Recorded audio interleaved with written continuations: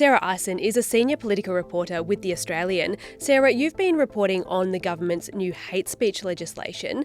Tell me, how were Susan Lee's comments on Thursday about that bill received by her coalition colleagues? Well, her comments had a very mixed response. I actually heard from nearly a dozen coalition MPs and senators pretty alarmed, actually, with some of the language. They were listening very closely when she said that next week the opposition will. Now, this is a big thing, right? This is will, not is considering. This is time frame. This is her saying the way forward. And then from there, she talked about progressing a comprehensive package. Now, that package had been announced before. It hasn't gone through the party room, but it's gone through shadow cabinet. It goes to a whole range of different things, from implementing anti-Semitism envoys, recommendations. It goes to schooling and education, a heap of stuff, right? But she was saying progressing that. And then she talked about introducing it, and then she talked about legislation. And unfortunately, what happened was a heap of alarm across the party, worried that now they're hearing Susan Lee say, next week, we're putting all our own legislation into Parliament. That's what a heap of people heard. And that's what I heard a heap of people telling me, saying she is absolutely going off on her own here. This has got no tick off. No one is expecting us to pass our own legislation next week.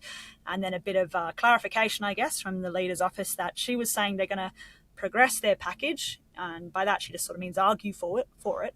And then sometime in the future, they'll try to pass maybe some private members' bills that go to very specific things. But a lot of this got lost.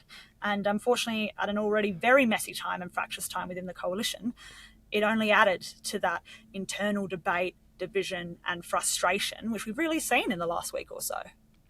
So let's step it back for a second. What has the government actually proposed here in terms of this new legislation? So the government has proposed what we call an Omnibus bill, and that's essentially a piece of legislation that has almost a bunch of things in it. One of the things is a crackdown on gun restrictions. This is a bit complicated because a lot of things that go to gun ownership really come down to the states. But they want to do things like introduce import controls. They want to do things like ensure that there are more laws around some really new technology, like you can 3D print guns now, which is crazy. And so they want to make sure that there's laws prohibiting people from sharing designs for 3D printing and really doing all of that while then negotiating with the states for something like a buyback scheme. But again, the states and territories need to be on board there. The second and arguably much more contentious piece of this omnibus bill is the hate speech legislation. Now, of course, just like the gun reform, this is being introduced in response to the Bondi massacre and after being called for by heaps of Jewish groups and so on. And that's because some of the thresholds around what you're allowed to say when it comes to hate speech, whether that's anti-Semitic or so on, it's pretty high. It's about inciting violence, right? And the concern is that that's too high a threshold and it isn't capturing enough, and it's eventually leading to horrible, horrible things and people really slipping through the net, whereas maybe we could have caught them before. So it's saying, no, we're going to lower that from the inciting of violence to the inciting of hatred for the purpose of intimidation and harassment. And it's very much aimed at that anti-Semitic problem. It also talks about hate preachers very specifically. We've seen some Islamic hate preachers in the last couple of years say things about the final solution needing to be considered and so on. So there's very specific provisions in the bill that go to that as well. And of course, banning certain groups. This is after years of the Australian government and governments of both sides of politics trying to ban Hizb ut-Tahrir, and the other problem, which has been more recent, about the neo-Nazis, National Socialist Network. This creates a sort of system where you can criminalise a group that you've categorised as being banned, and if you're part of it, if you fund it, if you're training with it or whatever, you're facing not just financial penalties, but up to 15 years of jail time.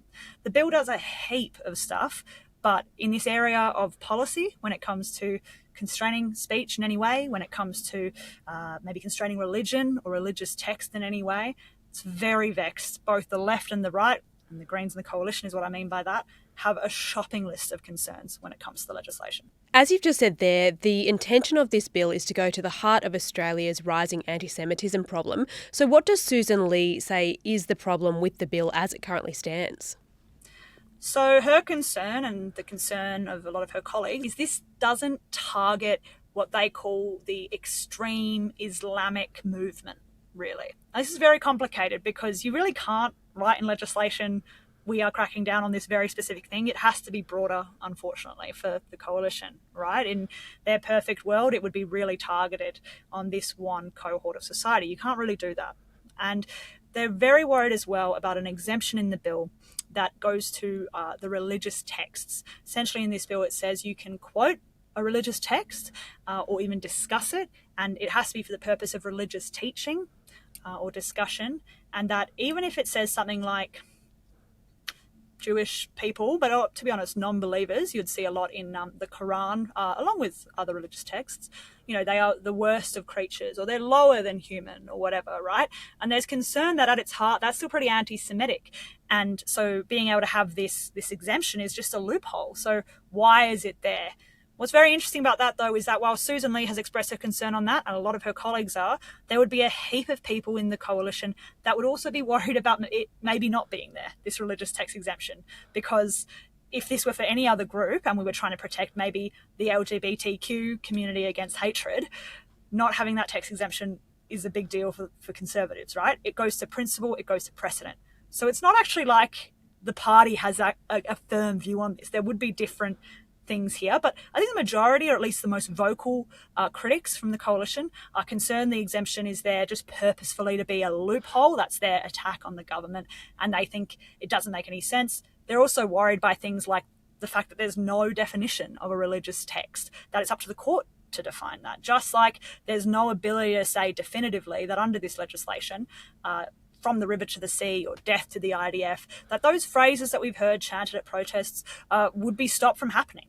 When we hear from department officials, again, it's very much about the courts. It's very much about what a legal challenge over such phrasing would incorporate, the arguments that it uses within the legislation, what the judge thinks. And this lack of clarity and definitiveness over all of this has got the coalition to this point where they're saying that the bill doesn't really target anti-Semitism and it's not cracking down on Islamic extremism.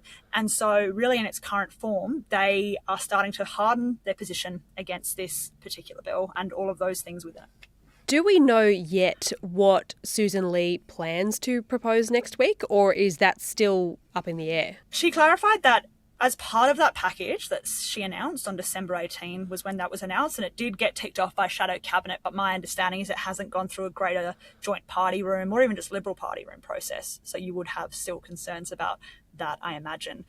There's a lot of private members' bills and so on in there that have things like, as I said, improving education and so on. But my understanding is that they're not planning to do that next week because it's so tight, right? It's essentially a 2-day emergency sitting, though I would point out there's nothing really constraining the PM or others of saying, well, we're going to sit on Wednesday and we're going to sit on Thursday and so on. So keeping that in mind. But they are under no illusion about how little time they have, and that probably all of the time they are given in Parliament needs to be about criticising or improving or opposing this bill.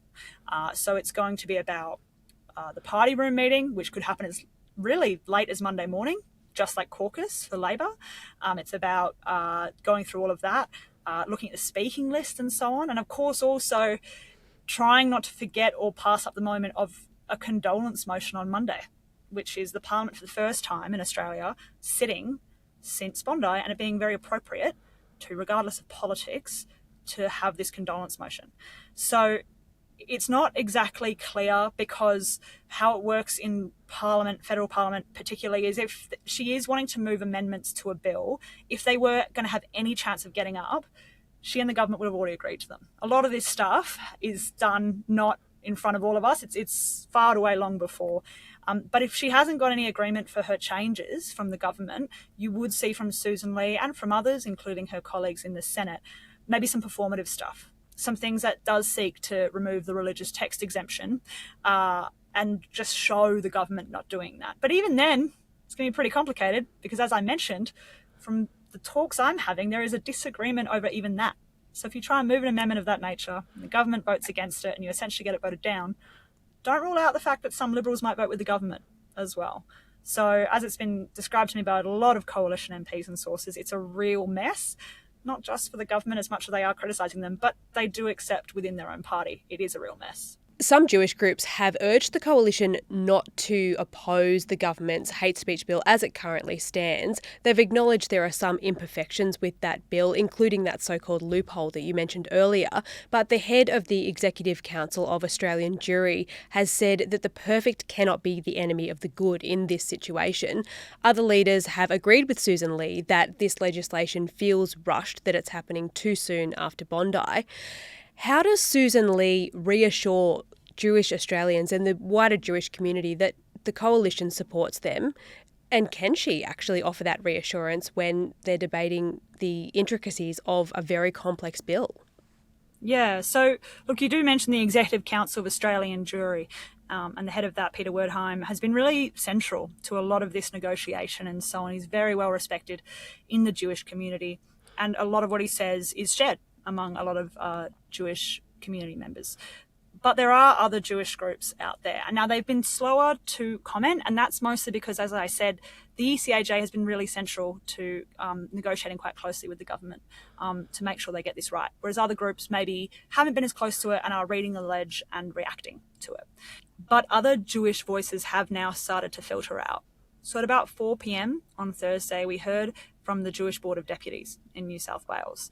And they were saying that, yeah, they really want the coalition to be the one to do the deal with the government. But they weren't having their language directed at the coalition and saying, don't let the perfect be the enemy of the good or anything like that. They were saying it's up to the government, actually, to give way more time than it has and ensure that they are doing the deal with the coalition rather than the Greens, really putting the onus on the government there. There's been more of this concern that it's getting quite complicated, this legislation, the debate is getting quite complicated. And so regardless of maybe if Jewish groups really oppose or support this legislation, and I think broadly they're in support, but the question is, the ECAJ is saying don't let the perfect be the enemy of the good, please, to the coalition, pass this next week. They've highlighted the urgency, they've put it on the opposition. Other Jewish groups are a little bit different. And I think that actually puts the pressure back on the government in terms of its process, in terms of its negotiation, in terms of giving the coalition some breathing room. So it's been interesting to see that. Outside of the Jewish groups, though, you've got some pretty significant voices echoing that desire to get this legislation done next week. Again, not letting the perfect be the enemy of the good. Very often incited phrase, it seems, here this week. Former Home Affairs Department head Mike Pizzullo actually was one of these people who said exactly that as well.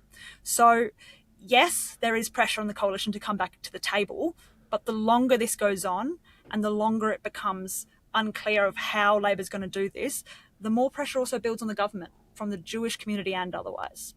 We heard on Thursday that the Greens also won't support the government's hate speech bill in its current form. Green Senator David Shoebridge said that the proposed bill is too narrow in its current scope and it doesn't support people from LGBTQ backgrounds or disabled people, for example. The Greens was, up until that point, probably the government's best hope of passing the bill as it currently stands. So what now? Does the government have other options?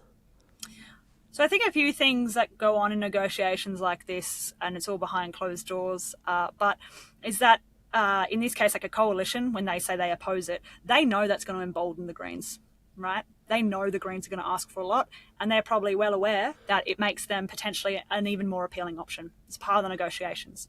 But similarly, the Greens, as I said, are emboldened, right? And they do have a big shopping list of things that they want, which I'll go into in a second.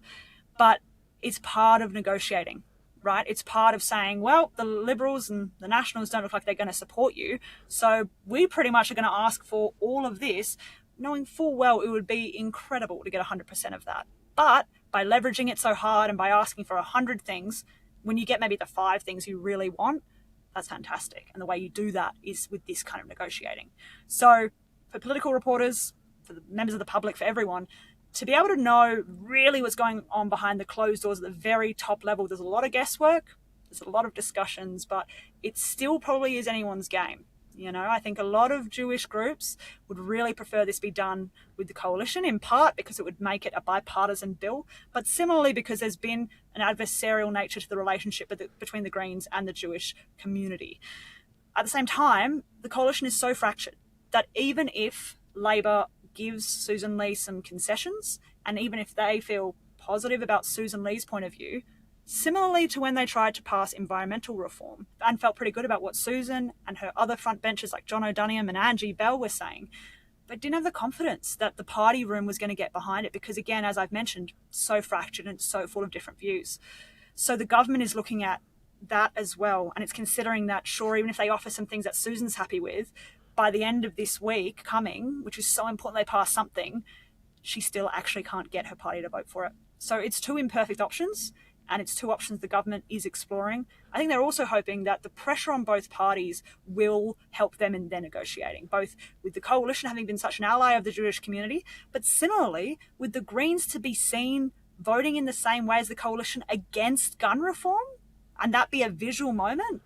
Labor is also trying to game plan all of that. So these are the sort of things that are really factoring into everyone's thinking, and it goes to just how to and fro these negotiations can be and how quickly things can change. You mentioned there that the Greens have a shopping list of things that they would like to see in this legislation or in other legislation. Tell me about that. What are they asking for? They're asking for a heap of things, both within this legislation and outside of it. So despite the government saying that after we tackle anti-Semitism and so on through this bill, we're open to looking at other forms of hate, the Greens have been pretty clear they're not keen on that at all, for a lot of reasons, including that they don't like this idea of the government saying, hey, just trust us, we'll address your concerns after this, when right now is when they've got a point of leverage. So they want to see other forms of hate included in this bill, rather than the government promising to get to it later. That includes things like religion. We heard David Shoebridge in particular make some very strong comments about how he feels that this legislation is cherry-picking religions. In his view, Judaism and Sikhism, because of some of those racial elements that get a bit confusing. But that, in his view, it's really prioritising those two religions, and he thinks as a principle that's insane. So that seems to suggest that as a starting point, religion needs to be in there. Maybe Islamophobia needs to be in there. But then, of course, you heard Maureen Faruqi, and I'm sure a lot of people in the Greens party room feel absolutely the priority, even more so, is the LGBTQI plus community. It's also people with disability and different genders and people with sexual identities. All of that stuff needs to be in this bill. They've also raised concerns about this extension of powers given to the Home Affairs Minister to cancel visas more easily or refuse them.